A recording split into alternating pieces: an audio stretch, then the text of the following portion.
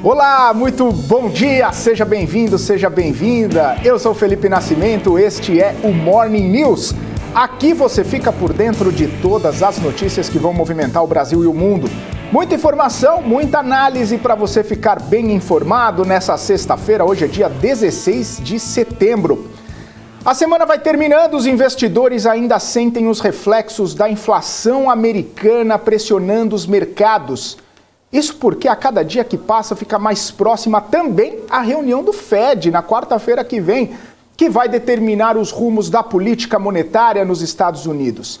E depois que entrou no radar a possibilidade de elevação de 1 ponto percentual no juro, o mercado corre para fazer as contas de como esse cenário pode impactar no desempenho das empresas. A gente sabe, o mercado tenta sempre antecipar os movimentos e já são 3 dias nesse movimento de aversão ao risco e preço de ativos para baixo. O sell-off derruba as bolsas internacionais. Todo mundo querendo um porto seguro para ancorar seu dinheiro. Mas num mundo acometido por desaceleração, esse lugar está ficando cada vez mais complicado de ser encontrado. Contribui para o cenário as previsões de órgãos importantes que ajudam aí a intensificar o mau humor. Ontem, o Banco Mundial diz que a alta de juros no mundo ameaça causar uma recessão em nível global. Para a entidade, o mundo pode sofrer uma recessão devastadora se os bancos centrais continuarem a subir os juros no atual ritmo e sem qualquer tipo de coordenação entre os bancos centrais nesse nível global. Com a desaceleração, a profunda preocupação do banco é que essas tendências persistam, com consequências duradouras que vão ser devastadoras para as pessoas nos países emergentes e também no mundo em desenvolvimento. O vice-presidente do Banco Central Europeu coloca ainda mais molho nesse caldo, diz que ainda não tem certeza se a desaceleração da economia não vai conseguir reduzir a inflação. Porque o motor inflacionário é o combustível e ele acaba não sofrendo impactos da elevação dos juros. Agora cedo, inclusive, foi divulgada a inflação na zona do euro. O número chegou a 9,1%, com alta nos preços de energia e de alimentos. A inflação para 2 dígitos já nos próximos meses. Contribuindo para esse cenário de aversão ao risco, contribuindo para esse cenário de desaceleração, a gente destaca aqui as ações da FedEx, a Federal Express, importante empresa de logística dos Estados Unidos, que agora no pré-mercado viam suas ações caindo quase 20%, isso mesmo, quase 20% de queda nas ações da FedEx agora no pré-mercado. A gigante da logística reviu sua previsão de lucros para o ano que vem, provocando uma série de rebaixamento por analistas.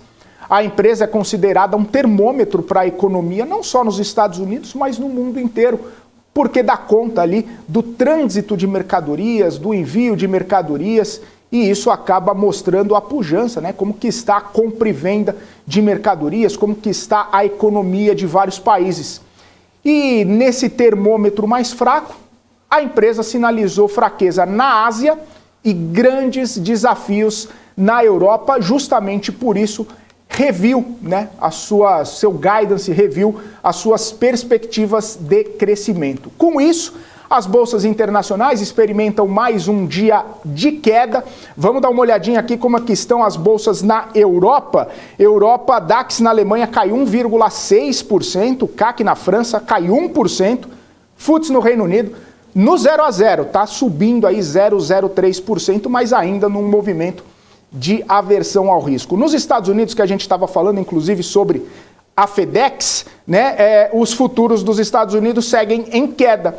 Dow Jones cai 0,7%, o S&P cai 0,8% nesse momento, a Nasdaq uma queda um pouquinho mais aprofundada, caindo praticamente 1% neste momento.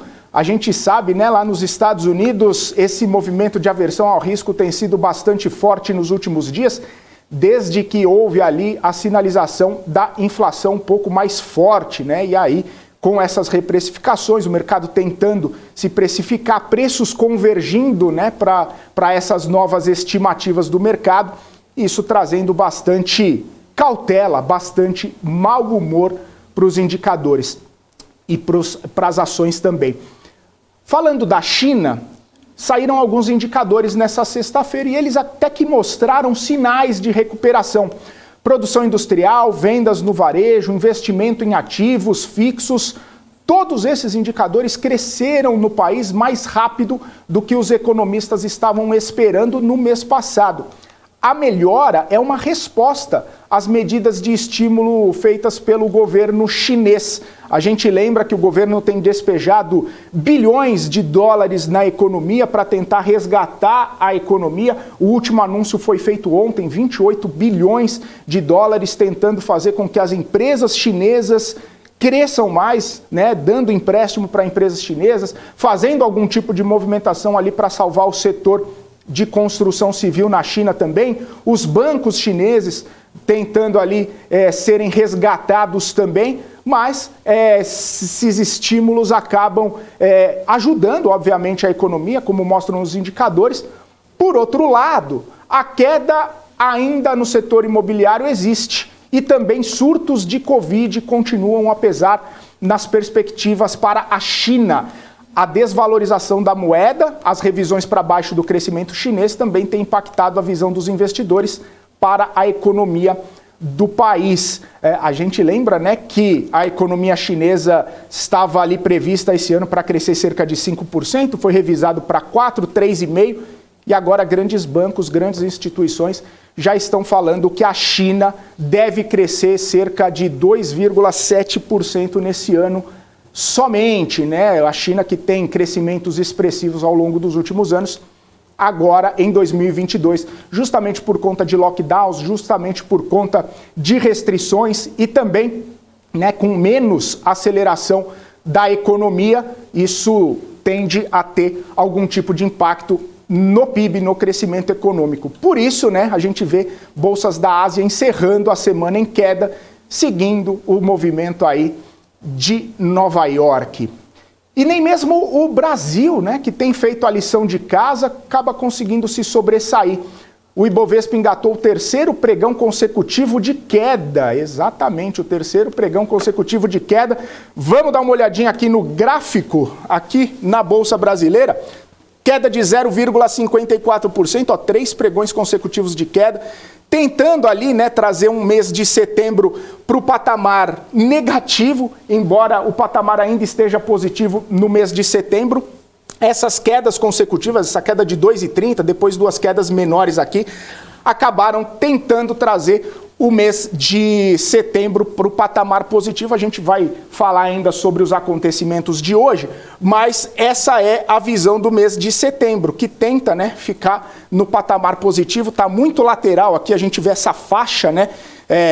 Perdemos ali os 110 mil pontos, chegamos aos 114, mas entre 114 e 109 mil pontos, essa é a faixa de estabilidade, praticamente, aqui uma lateralização dos ativos. E aí a gente abre o monitor do mercado aqui para ver as empresas que acabaram tendo algum tipo de movimentação e que contribuíram para essa queda no Ibovespa. Eu posso ressaltar aqui, principalmente, as empresas ligadas ao setor de petróleo, né? Elas sofreram bastante justamente com o cenário global, principalmente com as perspectivas sobre demanda do petróleo. 3R Petroleum caiu, Petrobras caiu, também a Prio caiu, enfim, trouxe, né, essa sensação de queda, de desaceleração. Também baseada aqui nas empresas de varejo, né, principalmente pelo fato mesmo com as vendas no varejo não tendo, né, toda aquela coisa,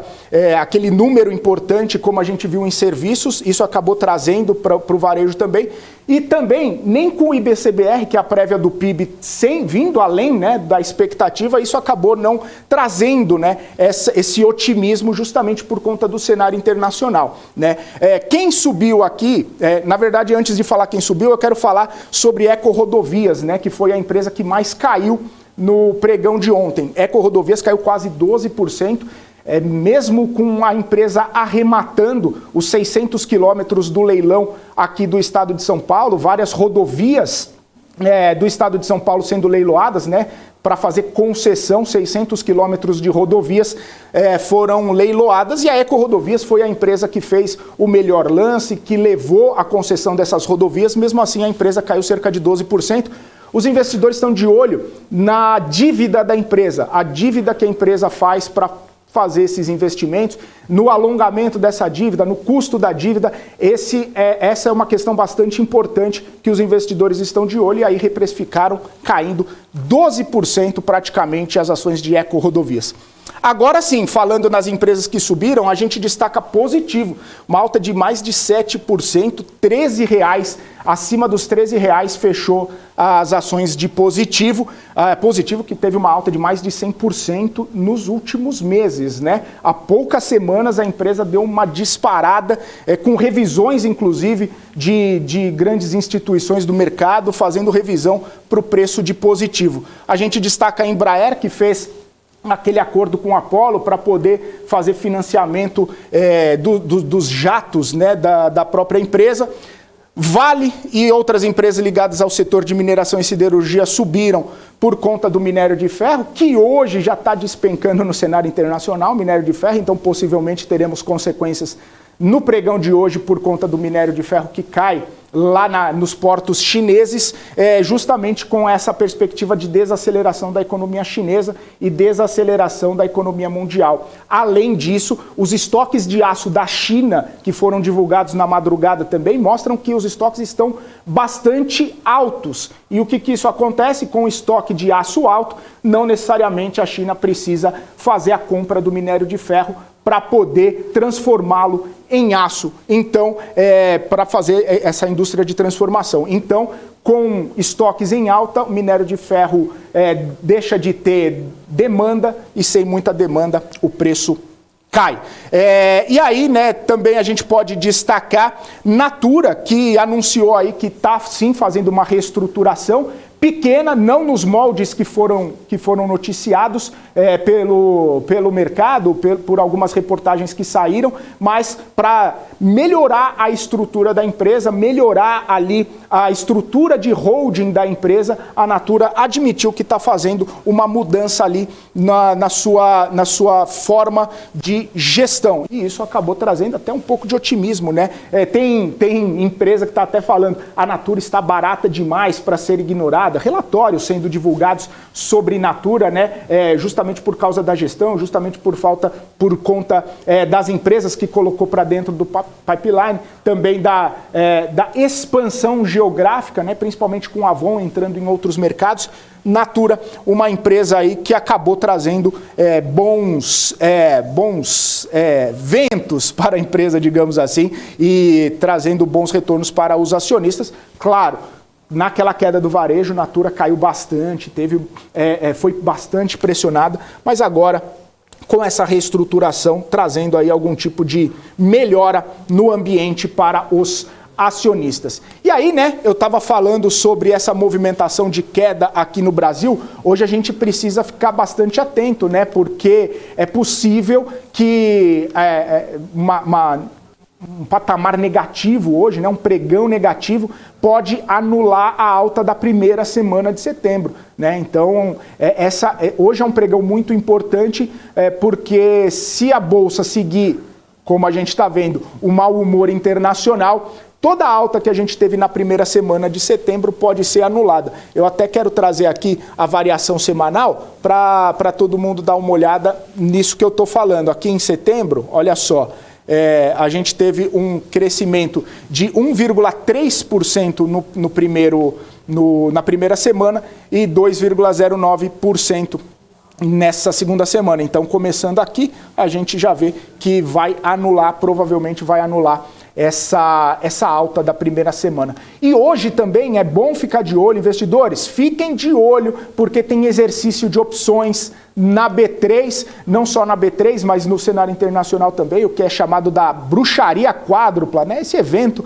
acontece algumas vezes por ano e traz bastante volatilidade para o mercado. Para quem gosta de operar curtinho ali, fazer day trade, tem que ficar muito de olho mesmo, para não tomar ali nenhum prejuízo ou tomar alguns stops ali que possam fazer você perder dinheiro, né? Quem opera já está mais ou menos ligado no que eu estou falando, quem opera já sabe mais ou menos como essa bruxaria quádrupla acaba mexendo com a volatilidade do mercado, vencimento de opção acaba mexendo com a precificação do mercado, traz volatilidade. Então, investidores, fiquem de olho, porque hoje também promete ser um dia bastante aí movimentado na Bolsa. Bom, ainda falando sobre lição de casa, né? A gente estava falando do Brasil, que essa semana trouxe indicadores importantes.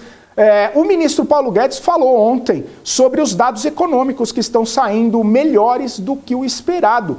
O ministro voltou a dizer que o Brasil tem potencial para crescer 3% nesse ano, com uma inflação perto de 6%. Vamos ouvir então o ministro Paulo Guedes. Diziam que o Brasil ia cair 10%. Na verdade, todos os outros países avançados acabaram caindo mais do que o Brasil. A Inglaterra caiu 9,7%, a Itália caiu 8,7%, a França 7,6%, a Alemanha caiu 5,6%, o Japão caiu 4,5% e o Brasil caiu 3,9%. E voltamos em V. O Brasil voltou, bateu no fundo e voltou rápido. Cresceu 4,5%. Esse ano, que diziam que ia haver uma recessão, já estão revendo para cima o tempo inteiro. Ia ser uma recessão, diziam os críticos. Na verdade, depois diziam que o Brasil ia crescer 1%, 2%, agora já está em 2,7%. Eu acho que nós vamos chegar a 3% esse ano. Então o Brasil está crescendo mais rápido do que os críticos diziam e a inflação sendo revista para baixo. A inflação era 10%, passou para 9%, para 7%, já se fala em 6%. As últimas estimativas são de 6,5%. Então, o Brasil está crescendo mais rápido do que se previa e a inflação descendo. E, pela primeira vez, nós vamos ter inflação mais baixa do que Estados Unidos, Inglaterra, que é todos os países. Então, brasileiros, orgulhem-se do país. Nós estamos retomando o crescimento, gerando empregos. Isso aí, ministro Paulo Guedes falando sobre crescimento econômico no Brasil. Vamos falar de empresa agora? Nubank vai deixar a Bolsa Brasileira. O banco vai pedir à B3 e à Comissão de Valores Mobiliários a conversão dos papéis listados no Brasil para BDRs. Assim, o Nubank segue sendo listado no mercado americano, mas não vai estar mais no Brasil. Segundo a Fintech, o objetivo é maximizar a eficiência. Por ter dupla listagem, o Nubank precisa ter estruturas diferentes para atender às normas específicas dos mercados em que os papéis são negociados, ou seja, uma estrutura para o Brasil e uma estrutura para os Estados Unidos. Portanto, agora decidiu ficar apenas com a listagem na Bolsa de Nova York, lá nos Estados Unidos. O Nubank, a gente lembra, abriu capital em dezembro do ano passado. Desde então, as ações do banco já caíram quase 60%. Para receber as ações ordinárias negociadas na NYSE, é necessário ter 6 BDRs para cada ação. Ou seja, aquele investidor que durante a abertura dos negócios, do IPO do Nubank, recebeu aquele pedacinho, né, na estratégia de abertura de capital, vai ter que adquirir 5 BDRs para fazer a transição.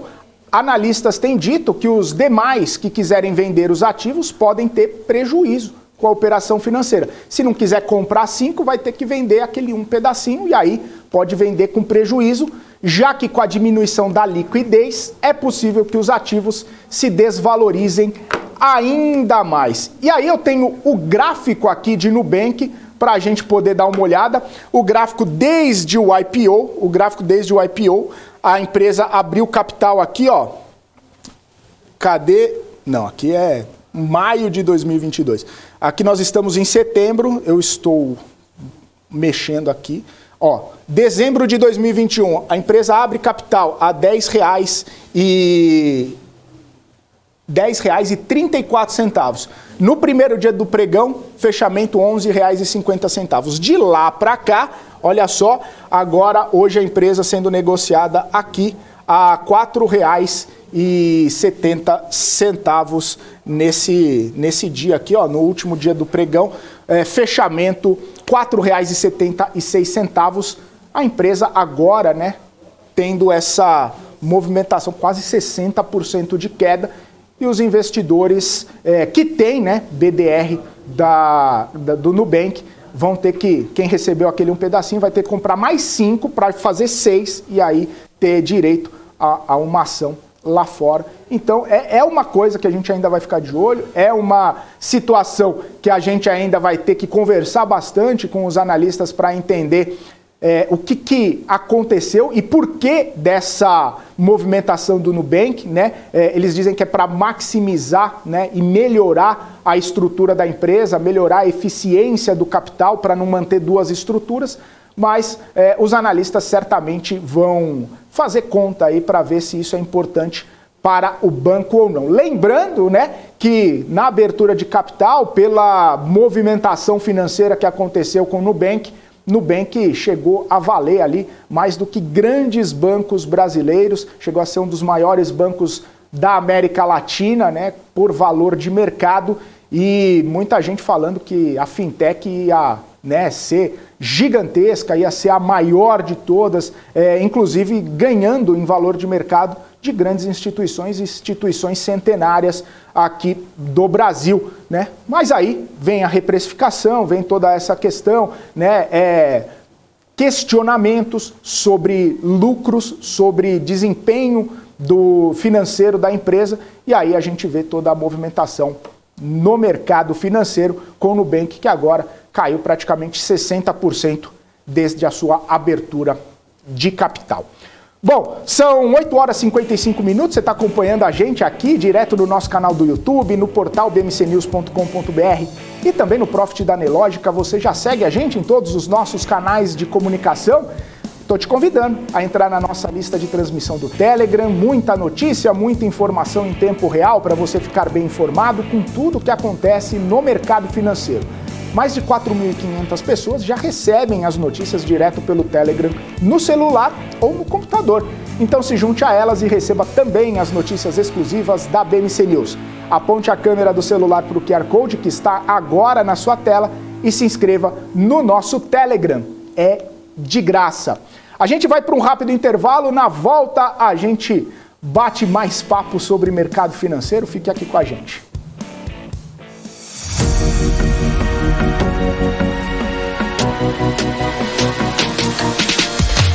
BMC News, informação que gera valor.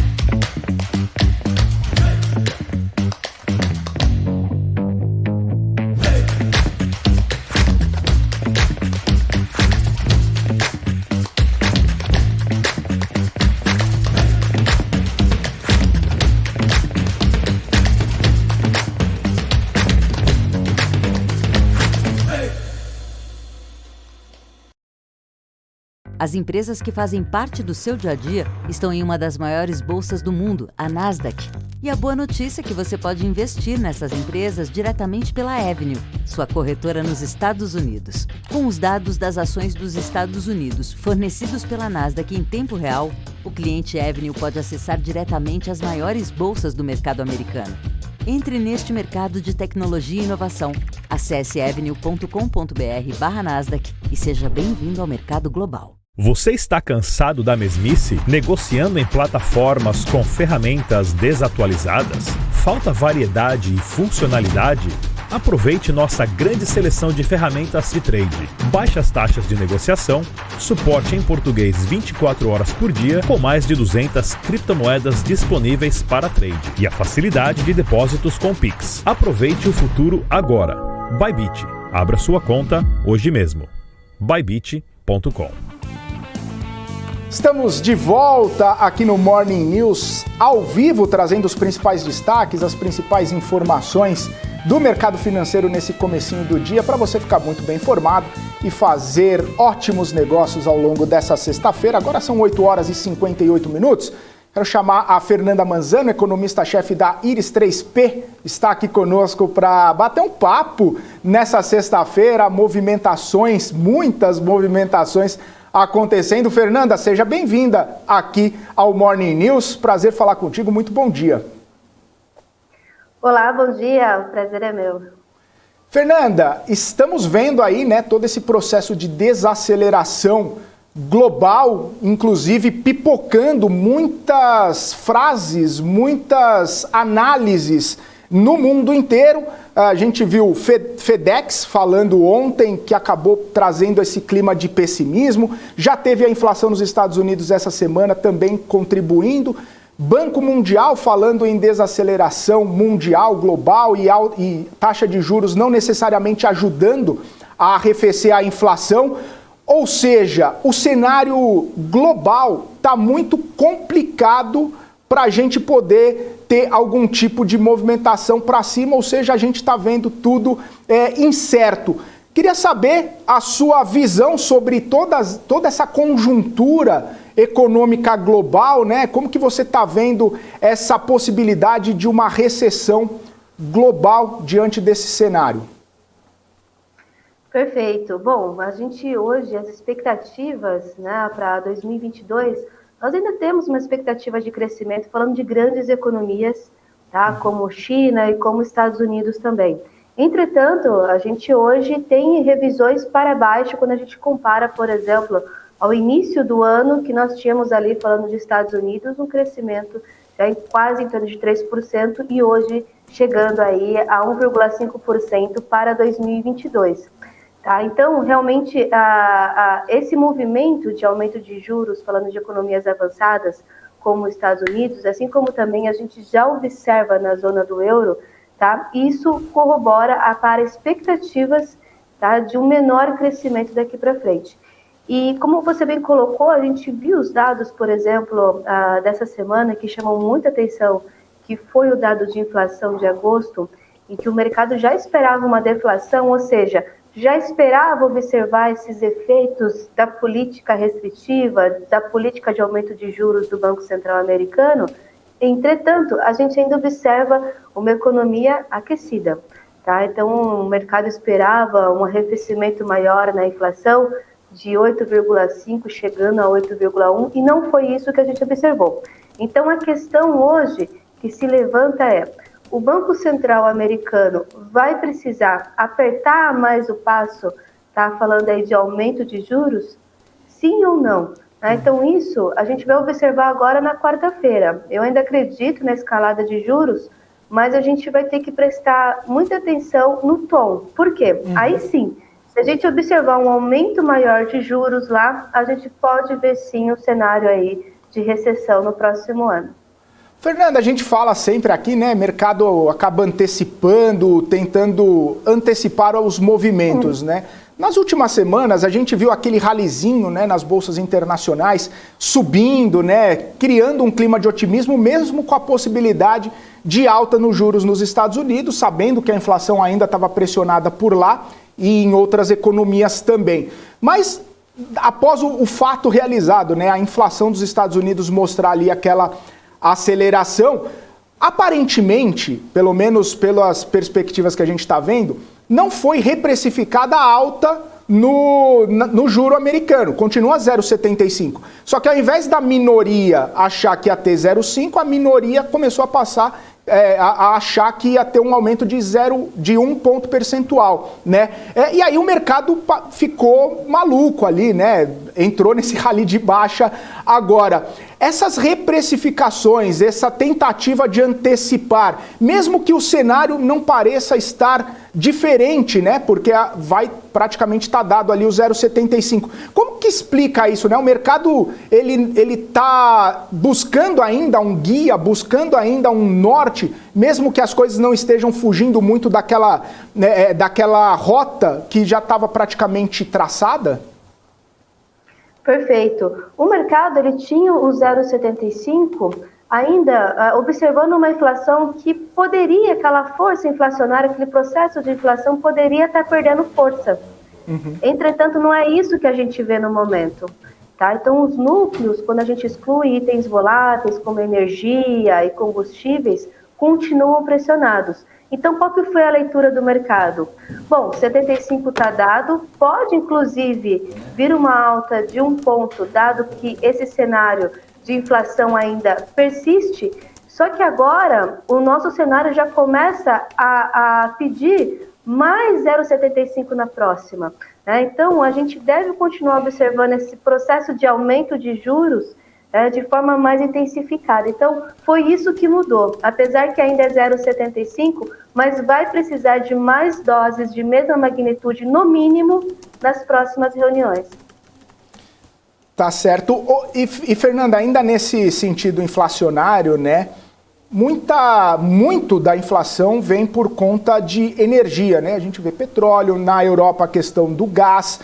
E isso não tem muito impacto, pelo menos nas análises que a gente tem visto, na alta de juros, né? A alta de juros acaba não conseguindo dar essa arrefecida nesse tipo de inflação. Esse é o principal desafio dos bancos centrais, e aí eu pego até a fala do presidente do Banco Mundial, falando que os bancos centrais têm que fazer um movimento unificado globalmente, porque senão pode complicar para o mundo inteiro. Esse é o principal desafio, e o que você fala sobre um movimento unificado? É possível ter esse tipo de movimento? Perfeito. Bom, então, quando a gente tem essa inflação, que a gente chama de uma inflação de oferta, realmente a política monetária ela não tem tanta efetividade, tá, na sua política em relação à inflação. Então, hoje, os bancos centrais, né, eles enfrentam o que na economia a gente chama de um trade-off, ou seja, entre inflação e crescimento, tá? Então, possivelmente, esse aumento de juros vai atingir a atividade econômica como um todo, tá? Ao invés de atingir somente ali a inflação, um processo de desinflação mantendo ainda crescimento. Então, possivelmente, tá, isso vai acabar afetando, sim, o crescimento das economias, né? E aí, o que se tem será que os bancos centrais vão começar a passar uma mensagem da qual a inflação vai ficar num patamar elevado por um bom tempo?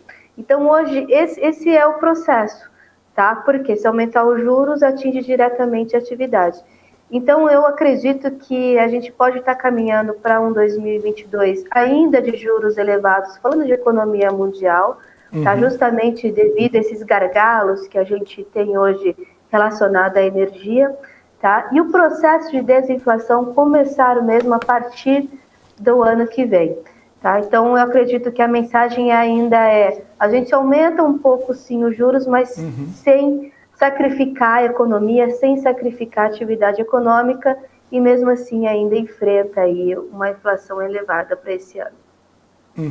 Fernanda, quero trazer a conversa agora um pouco mais para o cenário doméstico, porque a gente está falando de inflação, elevação de juros, um cenário bastante conhecido, né, pelo Brasil, que lida com inflação desde que se entende aí como país, né, praticamente. E aparentemente, pelos indicadores que a gente viu, inclusive nessa semana também, o Brasil está fazendo sua lição de casa ali, embora não se reflita tanto no mercado, que segue pressionado com as questões internacionais, com as bolsas internacionais contaminando um pouco a expectativa aqui. A economia brasileira está fazendo a lição de casa. A gente vai ter crescimento interessante esse ano, revisto aí para cima. Vai ter uma inflação que não vai estar na meta, mas vai estar muito próximo ali. É um cenário importante esse que o Brasil está construindo? Sem dúvida, principalmente falando no curto prazo, tá? Então, no curto prazo, a inflação, tá? Ela já está consolidando esse processo de desinflação no Brasil.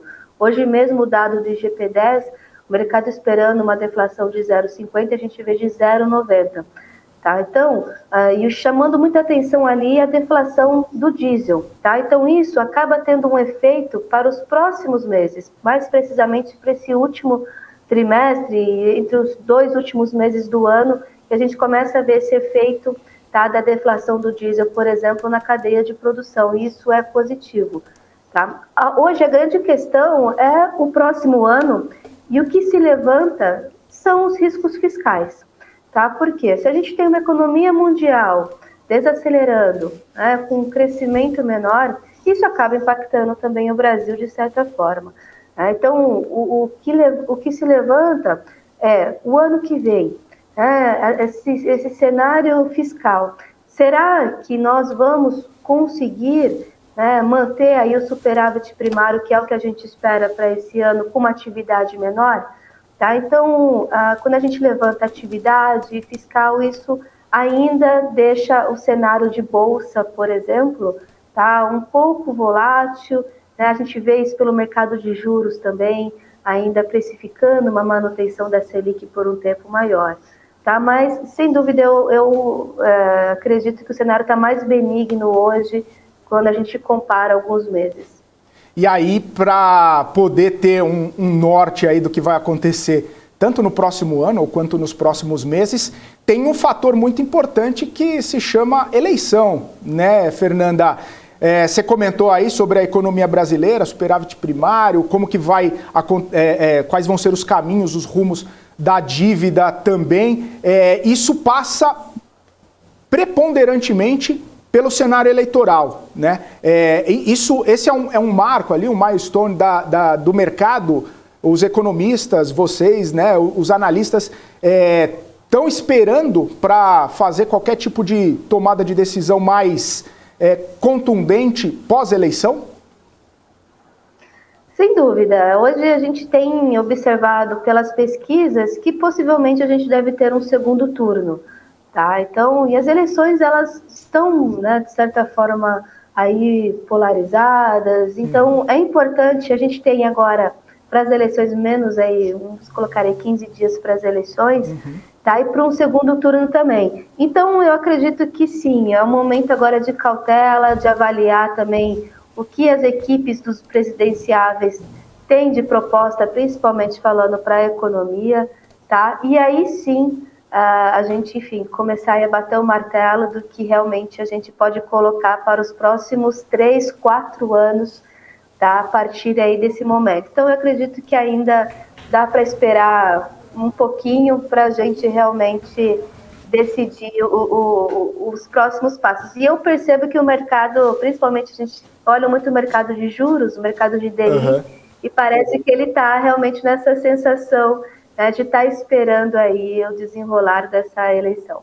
Tá em compasso de espera, né? Ninguém quer fazer nenhum movimento mais agressivo, né, antes de ter a confirmação do que vai acontecer pelos próximos 4 anos. E é importante, Fernanda, pelo menos na sua opinião, ter esse direcionamento. Então, por exemplo, se a gente souber que é um candidato A ou um candidato B, ou um presidente A, um presidente B, entender um pouco o pensamento econômico, a linha econômica, porque de repente faz uma estratégia para cá, uma estratégia para lá. Essa é a questão mais importante, é saber qual que vai ser o fio condutor, a linha de raciocínio econômico do próximo presidente, seja ele um novo ou a manutenção do que está por aqui? Com certeza, justamente pelo que você colocou muito bem, o mercado busca antecipar, tá? Então, se a gente observar como que a gente vai interpretar, tá, o que essa equipe, principalmente a equipe econômica, pretende fazer, tá, o mercado pode começar já a antecipar em dezembro, né, e sem dúvida aí os investidores saber como que os ativos, né, podem aí performar ao longo do tempo. Né? Então, é ouvir a mensagem e interpretar, tá, como que, enfim, o mercado pode reagir e aproveitar aí oportunidades que podem surgir. Fernando, eu queria trazer um pouco a conversa num ambiente mais micro e de empresas também, né? A gente analisa, obviamente, o cenário todo, mas hoje a gente teve a notícia de que Nubank vai deixar de ser listado aqui no Brasil. Obviamente, não vou te perguntar exatamente sobre a empresa, sobre o papel, mas justamente sobre o cenário que a gente tem conversado bastante, o cenário das fintechs, né? Ultimamente se falava bastante sobre o crescimento desse tipo de negócio, a expansão, né, desse tipo de negócio. Inclusive, quando foi listado, o Nubank valia tanto quanto um Itaú, um Bradesco, um Banco do Brasil, grandes instituições de décadas aí de negócios no Brasil. E agora a gente vê uma dificuldade, principalmente por conta do cenário econômico. Como que você vê essas reprecificações, né, de cenário para fintech, para bancos tradicionais?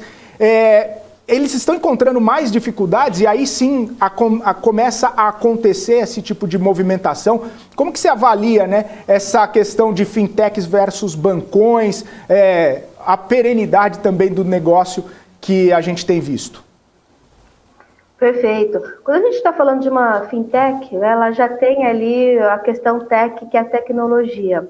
Tá? Então, é um tipo de empresa que a gente chama de uma empresa de crescimento e, de certa forma, ela fica muito sensível a esse cenário que a gente tem visto de aumento de juros, principalmente falando de economias avançadas, né? Então, o dinheiro ficando mais caro.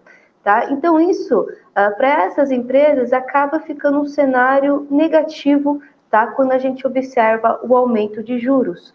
Tá?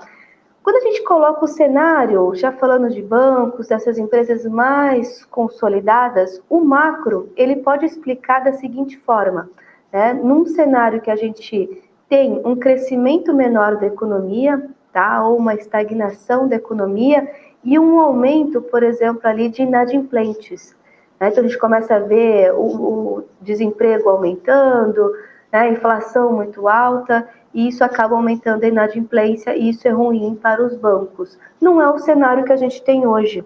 Então, é interessante você trazer essa informação, porque no início do ano, o mercado tinha ali que o crescimento do Brasil não ia chegar a 1%. Hoje nós já estamos estimando um crescimento de 3%, o mercado de trabalho melhorando e o processo de desinflação se consolidando.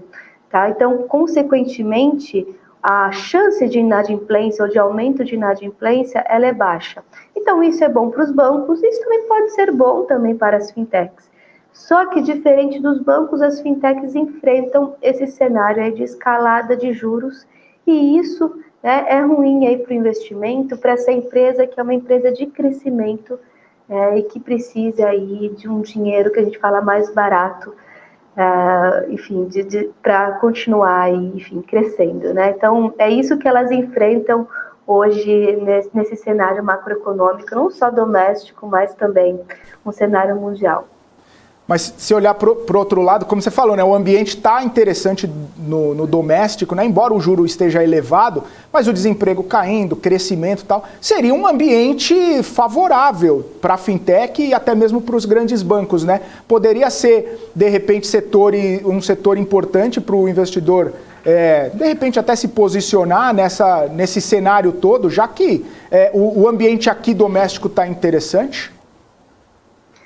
Bom, eu acredito que o mercado pode já ter precificado isso, né? Falando aí de grandes bancos e as fintechs, eu acredito que o que pode pesar um pouco mais é a questão dos juros. Então, falando de Brasil, por exemplo, a gente tem uma expectativa de juros que se mantenha nesse patamar elevado por mais tempo. E eu acredito que vai acontecer a mesma coisa nos Estados Unidos, ou seja, juros elevados, porém sendo mantidos por mais tempo, ou seja, a gente ainda vai demorar para ouvir quando começa o corte de juros. E esse cenário pode ser ruim.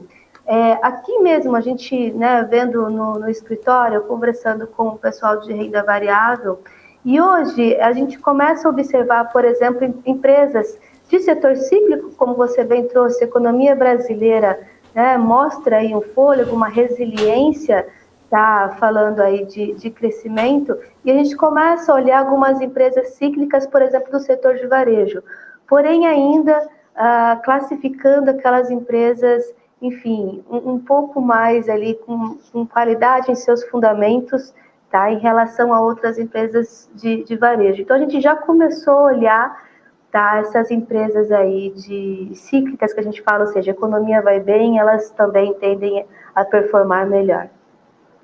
Varejo, também construção civil, né, que o emprego tá bem, tá indo bem.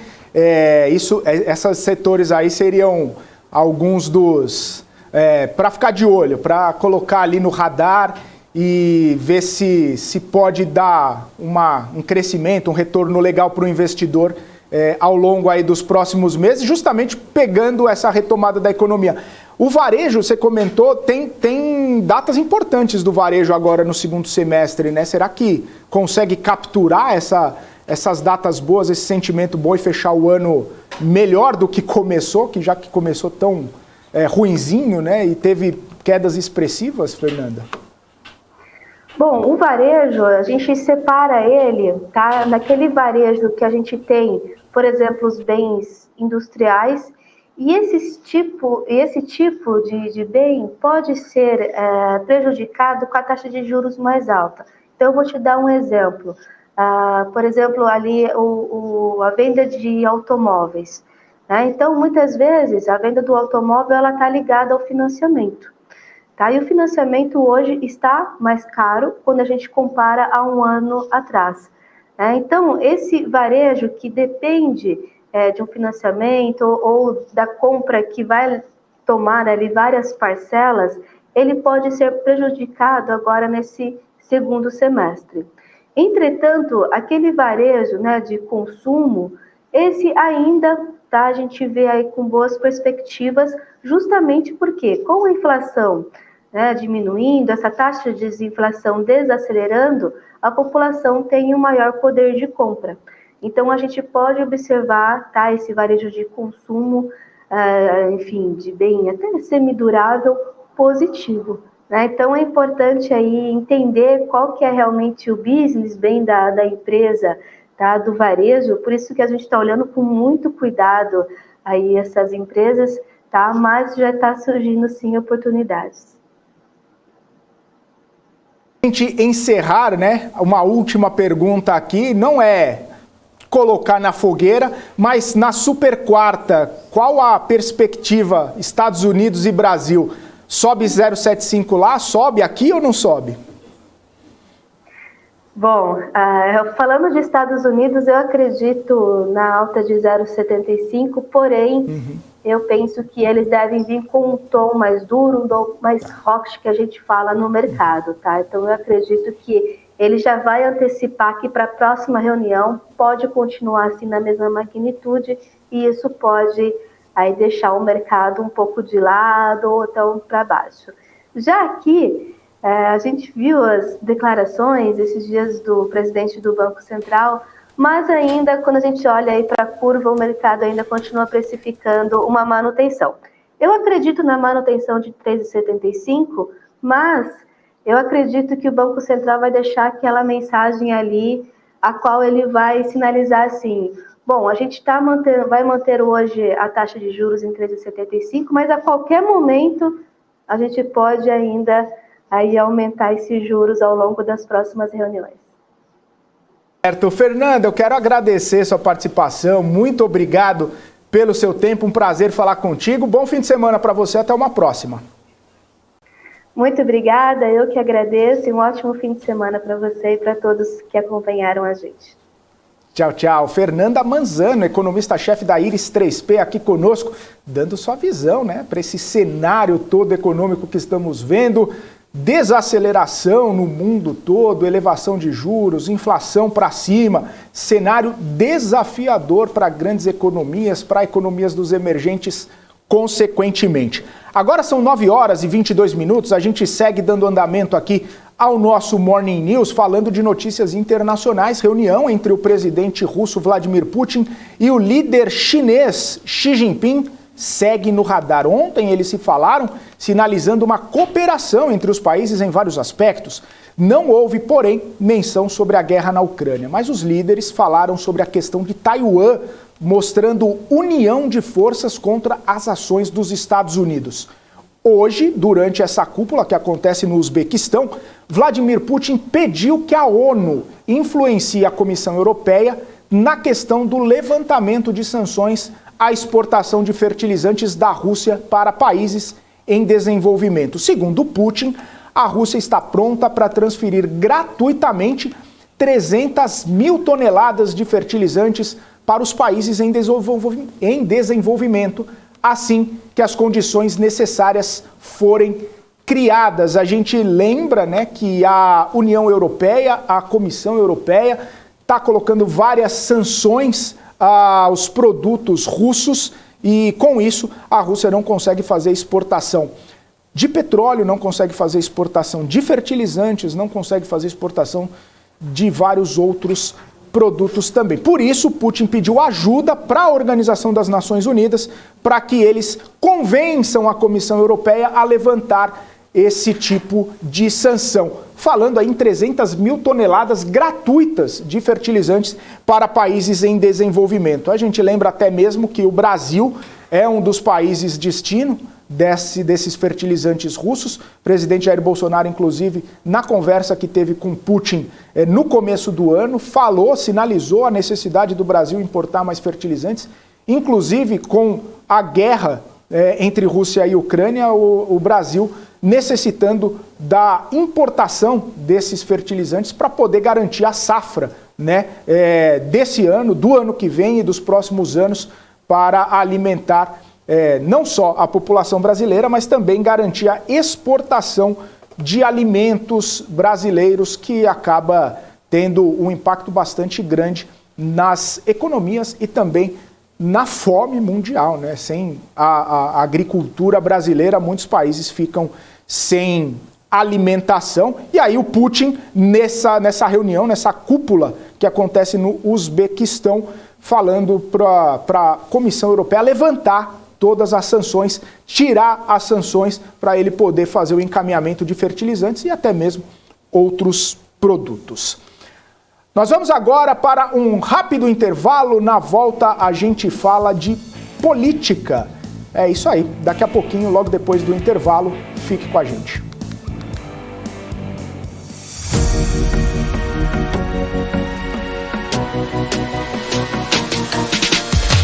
PMC News, informação que gera valor. A CapTable é a maior plataforma de investimentos em startups do Brasil que conecta você, investidor, a essa nova economia. Nós selecionamos e avaliamos as empresas em ascensão de forma rigorosa. E você se torna sócio das marcas mais inovadoras e com futuro exponencial no mercado. Invista de forma descomplicada, inteligente e exponencial. Acesse captable.com.br e faça parte da nova economia. As empresas que fazem parte do seu dia a dia estão em uma das maiores bolsas do mundo, a Nasdaq. E a boa notícia é que você pode investir nessas empresas diretamente pela Avenue, sua corretora nos Estados Unidos. Com os dados das ações dos Estados Unidos fornecidos pela Nasdaq em tempo real, o cliente Avenue pode acessar diretamente as maiores bolsas do mercado americano. Entre neste mercado de tecnologia e inovação. Acesse avenue.com.br/Nasdaq e seja bem-vindo ao mercado global.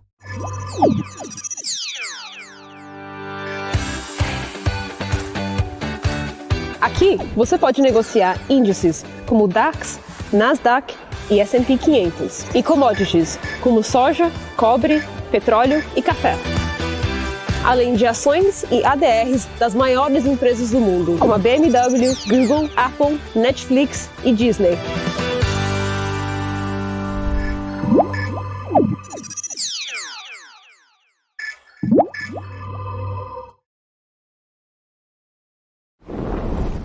Notou a inflação explodindo recentemente? Preço da gasolina? O seu dinheiro está desaparecendo? Rentabilize suas criptomoedas com a Bybit Ganhos. Tudo isso em uma plataforma intuitiva, segura e dinâmica. Não perca mais tempo, porque tempo é dinheiro. Abra sua conta hoje mesmo. Bybit.com. Estamos de volta no Morning News, principais assuntos, os principais destaques dessa sexta-feira para você fazer ótimos negócios ao longo desse dia. São 9 horas e 27 minutos, estamos ao vivo aqui no Morning News e eu quero ir também ao vivo direto para Brasília conversar com a Kelly Ecali. O assunto é Piso Nacional da Enfermagem. A presidente da STF, Rosa Weber, acompanhou a divergência de André Mendonça, votou pela suspensão do Piso Nacional da Enfermagem. O placar, contudo, acaba favorecendo a continuidade da suspensão. Kelly Ecali tem os detalhes pra gente. Muito bom dia, Kelly. Bem-vinda aqui ao Morning News. Nossa pauta diária, Piso Nacional de Enfermagem. Destaques, por gentileza. Oi, Fê, bom dia a você e todo mundo que está acompanhando a gente aqui no Morning. Fê, é bem dobradinha, né? Essa pauta eu trago de cá a repercussão política, a expectativa, e você dá aí os números de mercado a partir das decisões que, por vezes, né, tomam o judiciário, tomam, no caso aqui, o Congresso Nacional, o Planalto, né? Neste caso, então, o STF decidiu aí manter a suspensão do Piso Nacional da Enfermagem, muito embora tenha havido aí o voto da presidente do STF, né, a Rosa Weber foi a última que votou. Até ontem à noite eu tinha olhado ali 9h30, ela não tinha votado ainda não, viu, Fê? Então ela deve ter votado ou na madrugada de ontem para hoje, ou então hoje de manhã cedo, né? E aí ela proferiu então o seu voto acompanhando Mendonça, que foi o primeiro-ministro a abrir divergência do relator. O que foi abrir divergência, Kelly? Vamos lá fazer um retrospecto bem breve. O Barroso decidiu lá no dia 4 suspender o pagamento do Piso Nacional da Enfermagem no valor de R$ 4.750. Ele recebeu uma ação ali de uma confederação nacional, né, de saúde preocupada, segundo a ação, com a empregabilidade na área privada, né, nas Santas Casas de Misericórdia também, enfim, e aí fez essa ponderação. E o Barroso entendeu que havia legitimidade na argumentação do ato, do processo, e suspendeu, então, temporariamente, esse Piso Nacional da Saúde. Ele suspendeu temporariamente, dando um prazo para as partes aí envolvidas se manifestarem de até 60 dias, e aí, depois dessa manifestação, voltar a decidir. Voltar à discussão para tomar uma decisão final, né? Então, essa cautelar, ela foi ali pelo Barroso, levada brevemente para o plenário virtual. Ele deu uma decisão, ele proferiu, né, a decisão no domingo, e na sexta-feira, então, marcou essa sessão plenária virtual que se encerra hoje, né? Em tese, ela se encerra às 23h59, mas não há nenhum voto mais a ser proferido, né? Então, ele colocou aí à disposição do plenário virtual, dado que não daria, assim, tempo com celeridade para discutir pessoalmente, né, no próprio plenário físico, então colocou no plenário virtual. O Barroso, então, manteve o seu voto, foi o primeiro a votar no virtual.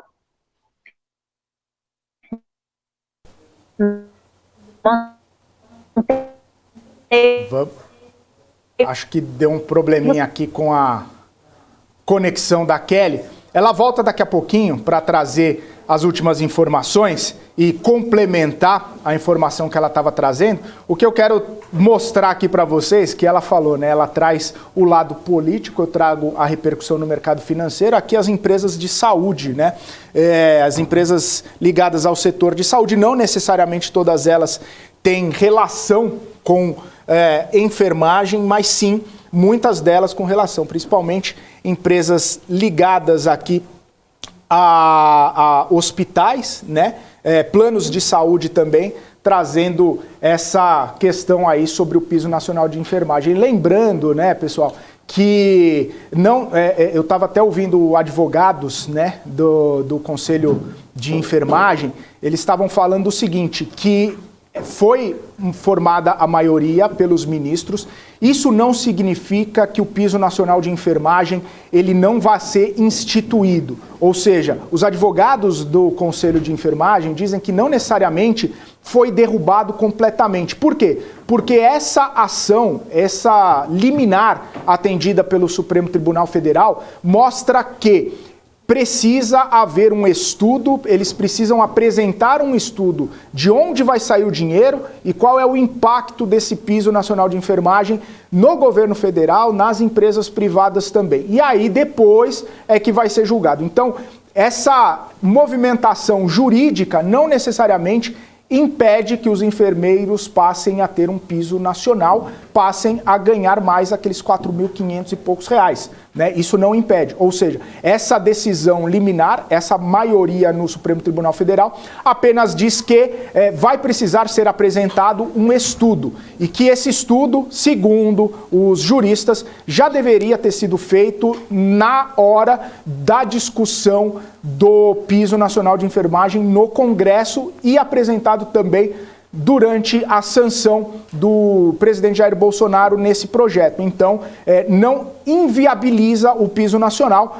Por outro lado, vai precisar sim ser apresentado esse estudo para que efetivamente ele seja implementado ou não. Se não tiver fonte de recursos, se isso onerar muito os municípios e também as empresas privadas, possivelmente vai cair o piso nacional de enfermagem. Se tiver origem dos recursos, se tiver fonte de custeio, se o estudo for apresentado direitinho, certamente o piso vai ser instituído. Então é essa a questão, não necessariamente porque foi retirado ali pelo Supremo Tribunal Federal, esse piso nacional de enfermagem, ele não passa a valer. Significa que ele vai ter um tempo aí para ser apresentado o estudo e quando a gente fala da repercussão do mercado é justamente sobre isso, né? Sobre as empresas privadas, sobre as empresas listadas em bolsa que vão ter que refazer ali o seu orçamento, refazer sua folha de pagamento para poder pagar esse piso de enfermagem. Então vão possivelmente refazer o quadro funcional, possivelmente refazer todas as suas contas ali para que o orçamento feche, para que as contas fechem e, obviamente, sigam aí colocando, fazendo o seu trabalho, desempenhando o que precisa fazer. Bom, essa foi a questão. A gente não vai conseguir, infelizmente, reconectar com a Kelly Cali, mas ela certamente volta ao longo da nossa programação com mais notícias direto de Brasília. Falando em Brasília, uma última notícia aqui, importante para a gente dar para vocês, sobre a pesquisa Datafolha, mostrando um cenário de estabilidade na disputa pelo Palácio do Planalto, na comparação com o levantamento da semana passada. O ex-presidente Lula segue com 45% das intenções de voto, o presidente Jair Bolsonaro tem 33%, um ponto a menos do que o registrado na última leitura. Ciro Gomes oscilou de 7 para 8, Simone Tebet se manteve com 5% das intenções de voto. Votos brancos, votos nulos são 4% e 2% não responderam à pesquisa. No segundo turno, Lula aparece com 54%, Bolsonaro com 38%. 9h35, reta final aqui do nosso Morning News. Obrigado pela companhia. Essa semana toda a gente vai ficar acompanhando os desdobramentos no mercado de toda essa repercussão da semana, inflação, reprecificação, Fed, e hoje ainda tem a bruxaria quádrupla que pode trazer ainda mais volatilidade. Eu vou ficando por aqui, volto na segunda-feira, logo depois da primeira hora do Agro. Muito bom dia para vocês, ótimo fim de semana, tchau, tchau.